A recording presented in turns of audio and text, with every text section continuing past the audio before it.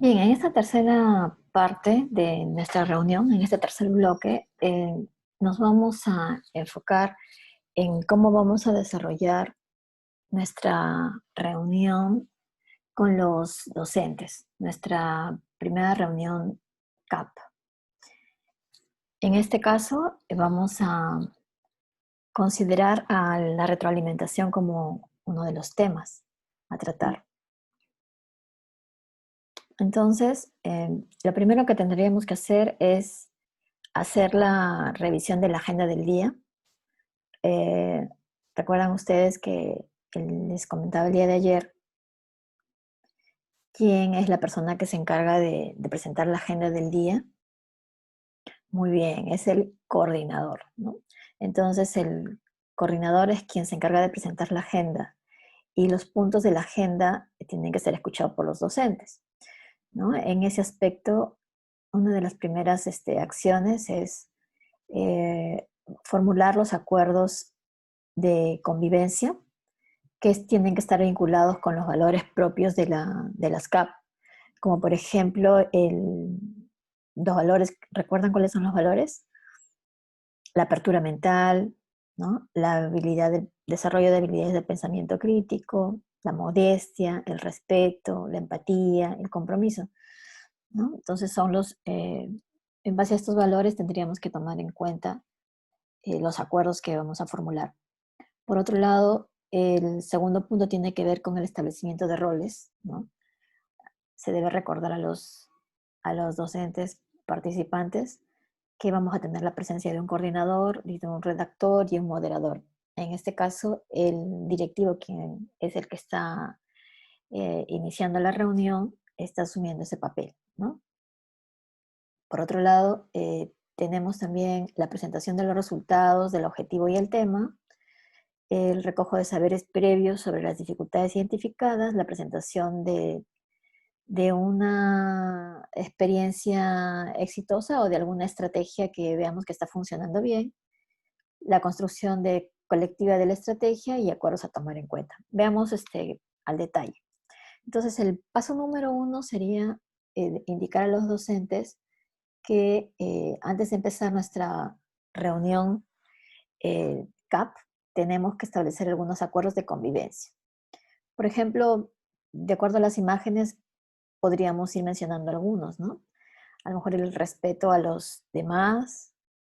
Otro acuerdo podría ser también acepto las opiniones de los demás, valoro sus comentarios, acepto que otros tienen opiniones diferentes a la mía. Podría ser también acepto que no siempre soy yo el que tiene la razón. Espero mi turno para hablar. Opino con amabilidad.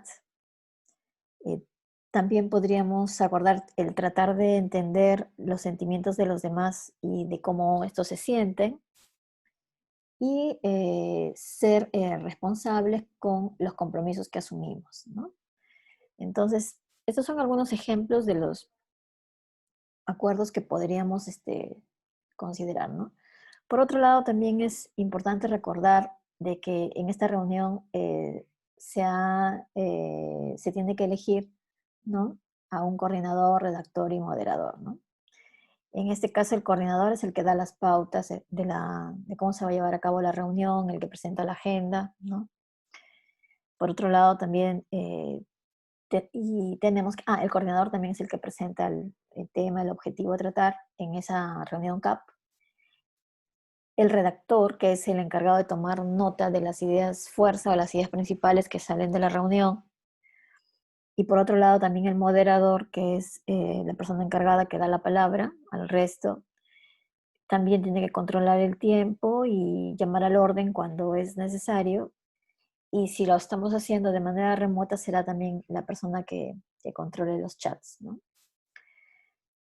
Mm, Por otro lado, decirles de que lo que ya les he mencionado, o sea, el paso uno y 2, no debería tomarnos más de 5 minutos, ¿no? Porque recuerden que la reunión nos tiene que durar máximo una hora, ¿no? 40 minutos a una hora. El siguiente paso, número 3, sería la presentación de los resultados, ¿no? Sí, En nuestro caso tendríamos que mostrar, por ejemplo, como estamos ahorita en este momento solicitando a los profesores que hagan el seguimiento de las sesiones del Aprendo en Casa que se desarrollan por la televisión, radio y por la web. Entonces los docentes están haciendo ese seguimiento, ¿no? ¿Cuántos alumnos se encargan de ver por un medio o por otro? También están haciendo el seguimiento a través del recojo de las actividades, ¿no? A través de las llamadas telefónicas o los mensajes por WhatsApp, se están comunicando con los estudiantes. Entonces, aquí sería importante que se presenten estos resultados del seguimiento que se viene haciendo a las sesiones virtuales, ¿no? Entonces, en este aspecto, el directivo puede hacer una sistematización de esos resultados que ha encontrado durante la semana, pero sería más rico que también en esa presentación de resultados haya sido ya previamente elaborado con la participación de los docentes, ¿no? Y aquí ya solamente se presenta una síntesis. También en este momento el directivo puede, o el coordinador, ¿no? Porque estamos hablando de funciones, también podría presentar qué estrategias se han venido implementando, estrategias que ya los docentes le han comentado con anticipación, ¿no? Y a partir de eso, el directivo retomaría nuevamente, recordándoles a los docentes cuál es el objetivo de esta reunión CAP, ¿no? Y, y eso también no debería tomar más de 5 minutos, ¿no? 5 minutos como máximo. Entonces aquí, por ejemplo, tenemos que el directivo, ¿no? Les presenta un objetivo, es un ejemplo, ¿no? Reflexionar sobre la implementación de estrategias de retroalimentación. Y el tema es la retroalimentación en la educación a distancia. Hemos visto conveniente este tema porque hemos visto en las evidencias, cuando hemos ido recogiendo ejemplos de retroalimentación, como que no hay un concepto claro y uniforme sobre esto, ¿no? Para algunos maestros la retroalimentación es solamente decirle si cumplió o no cumplió con la actividad, o lo hizo bien o no lo hizo bien, o simplemente recoger la actividad que están haciendo los estudiantes, ¿no? Pero no hay más allá de eso, no hay un proceso reflexivo en el cual reconoce cuáles son las fortalezas que vienen desarrollando los estudiantes en cuanto al logro de sus capacidades, ¿no? En cada una de las actividades. Entonces, aquí en este paso número 4, y el director, o perdón, en este caso el coordinador, bueno, que hace la labor, que cumple la función el director que cumple la función de coordinador, entonces podría empezar recogiendo los saberes previos, ¿no? Como por ejemplo, ¿qué entendemos por retroalimentación? ¿No? ¿Cómo promovemos la retroalimentación en una educación a distancia? En este caso, para recoger estos saberes previos, también sería importante que alrededor de 1 minuto, 2 minutos máximo, ceder la palabra a aquellos participantes que han ido levantando la mano, si lo estamos haciendo de manera remota por vía Zoom, no, por ejemplo, cederle la palabra y que ellos digan qué conocimientos tienen sobre retroalimentación, ¿no? Para luego ya el coordinador tendría que encargarse de explicar en qué consiste la retroalimentación, aquello que él ha investigado, ¿no? Entonces, en este caso, por ejemplo, se puede partir a través de, de ejemplos, ¿no? De qué cosa viene a ser la retro y, y luego de que el docente identifique, ¿no? Por ejemplo, en este caso, decimos de que es un docente que va de las preguntas o sanciona las que reflejan incomprensión, desaprovecha las respuestas equivocadas como oportunidades de aprendizaje, ¿no? ¿Qué tipo de retroalimentación podría ser esta cuando va de preguntas, ¿no? ¿Es una retroalimentación elemental o es incorrecta? Si evade preguntas, quiere decir que no está retroalimentando. Entonces, por ende, tenemos que es una retroalimentación incorrecta. Pero también podríamos decir de que indica únicamente si la respuesta es correcta o incorrecta, da la respuesta correcta o señala dónde encontrarla. O sea, sí hay una respuesta del docente, pero es una retroalimentación elemental, ¿no? Bueno, esto ha sido adaptado de la rúbrica de observación de aula para la evaluación del desempeño docente que hizo el Minedu en el 2017. Por otro lado, también, y así, ¿no? Podemos ir señalando a modo de ejemplos de retroalimentación y para que el docente identifique qué tipo de retroalimentación es. Aquí los ejemplos que les he mencionado están vinculados básicamente con aquellos que aparecen en la rúbrica, ¿no? Entonces decimos que la retroalimentación es un proceso en el cual evaluamos el progreso de los aprendizajes, ¿no? Para retroalimentar a los estudiantes. Es un proceso permanente, ¿no? Evalúas, retroalimentas. Después de la retroalimentación, nuevamente evaluamos, retroalimentamos y así sucesivamente. Por acá también se les presenta algunas definiciones de retroalimentación, como por ejemplo esta, ¿no? Es la información respecto a la distancia entre el nivel actual y el nivel de referencia de un parámetro del sistema utilizado para modificar dicha brecha. Rama Prasad, en el 1983. Es fundamental que el estudiante sea capaz de comparar su desempeño actual con un estándar de buen rendimiento y tome medidas para cortar la distancia si lo hubiera o mejorar. Sadler, 1989. Y así podemos revisar más definiciones, ¿no? Pero acá le presentamos una que es bastante sencilla y directa, ¿no?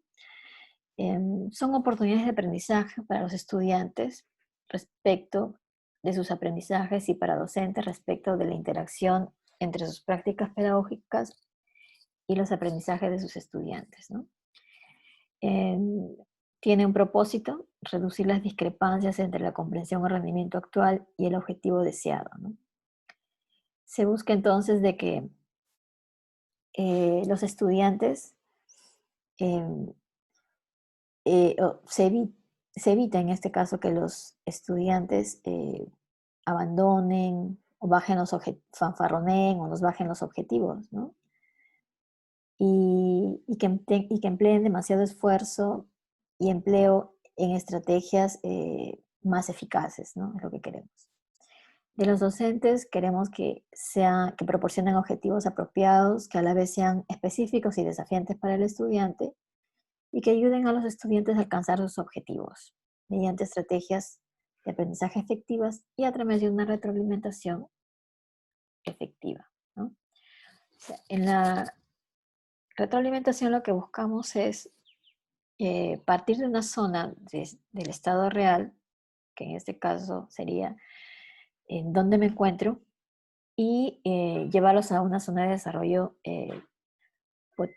a una zona de desarrollo próximo a través de eh, diferentes estrategias que nosotros aplicaremos para llevarlos a su zona de desarrollo potencial, ¿no? Que en este caso es hacia dónde voy, ¿no?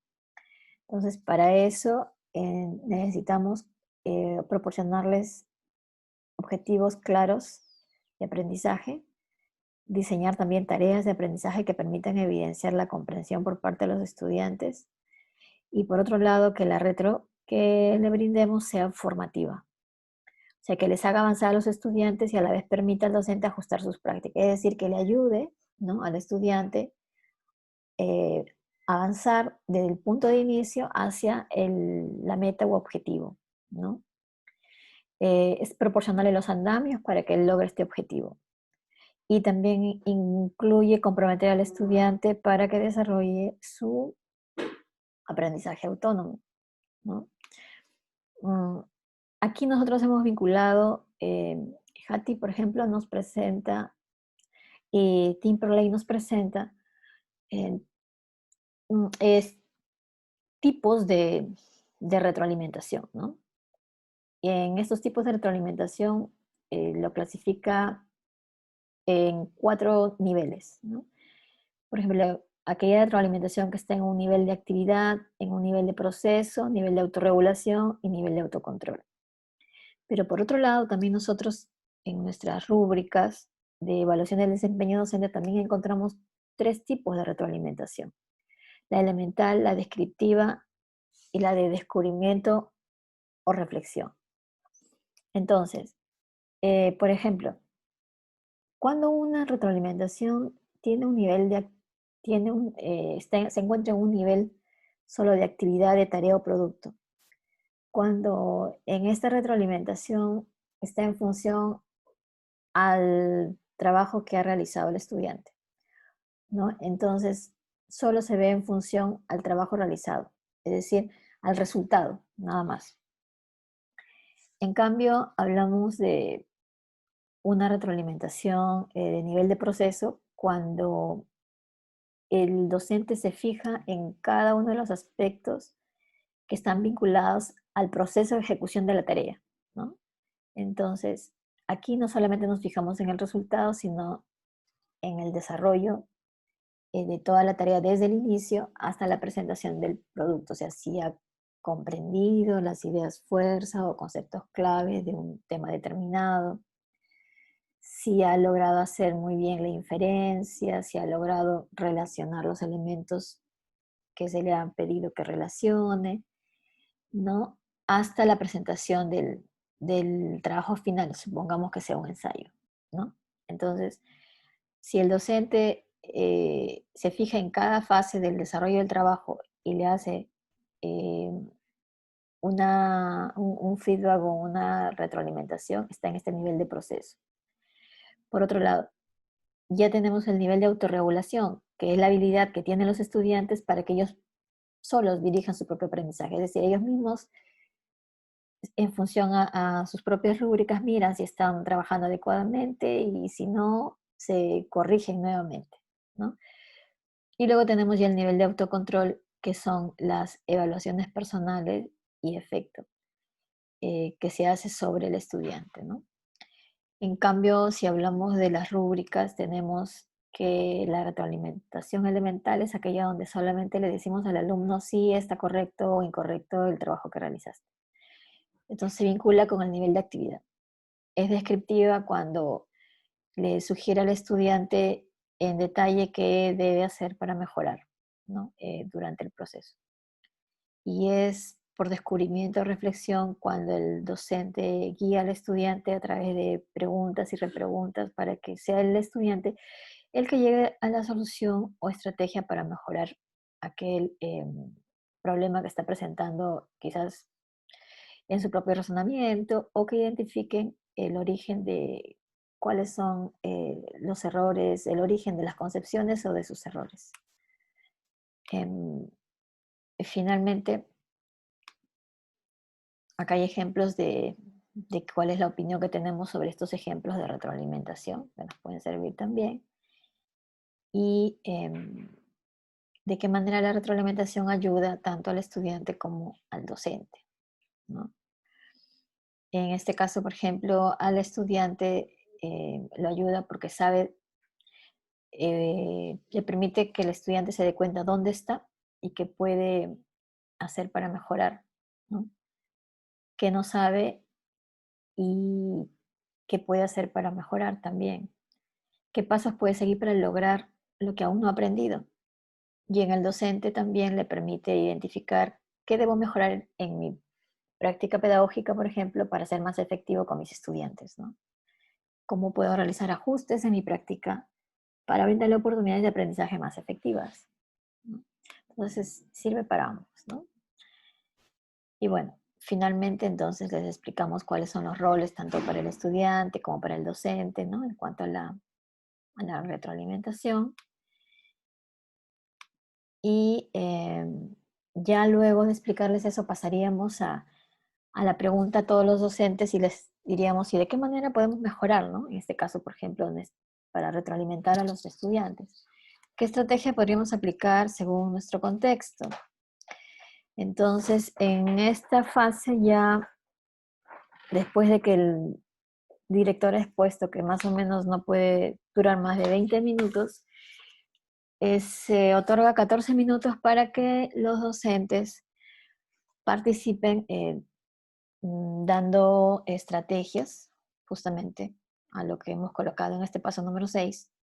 Y aquí podríamos organizarlos en subgrupos y que cada uno de esos subgrupos presenten alguna alternativa, ¿no? De qué estrategias se podrían hacer para mejorar en cómo desarrollar la retroalimentación en su práctica pedagógica. Una vez que se han presentado, que eso debe durar máximo 15 minutos, 14 minutos, nos quedarían 8 minutos para que entre todos acuerden, lleguen a arribar a compromisos, acuerdos, ¿no? Por ejemplo, ¿no? Un acuerdo podría ser de que en adelante van a revisar periódicamente las sesiones didácticas que se están desarrollando por los 3 medios, radio, televisión y web. También se podría pensar en alguna estrategia también que responda a las necesidades que estamos encontrando en los estudiantes, a lo mejor alguna otra que no se haya mencionado, y de revisar también continuamente las actividades que hacen los estudiantes y hacer la retroalimentación, porque a lo mejor no se ha venido realizando, ¿no? Entonces, una vez que se establecen los compromisos, también hay que recordar a los docentes que es importante que cada uno tenga su cuaderno, ¿no? Su bitácora, y en esta bitácora pedirles de que coloquen el tema de la reunión, su fecha, hora, el objetivo y que respondan a las siguientes preguntas. Por ejemplo, ¿qué nueva idea pondré en mi práctica? ¿Qué estrategias experimenté? ¿Qué funcionó? ¿Qué no funcionó? ¿Qué dificultades encontré? ¿Qué lecciones puedo aprender de esta experiencia? ¿No? Entonces, esto es importante porque este cuaderno de campo ayuda mucho al docente a que haga su proceso autorreflexivo, ¿no? Bien, y finalmente aquí hay bibliografía para compartir y bueno, eso sería todo, ¿no? Por ahora. Y bueno, muchas gracias.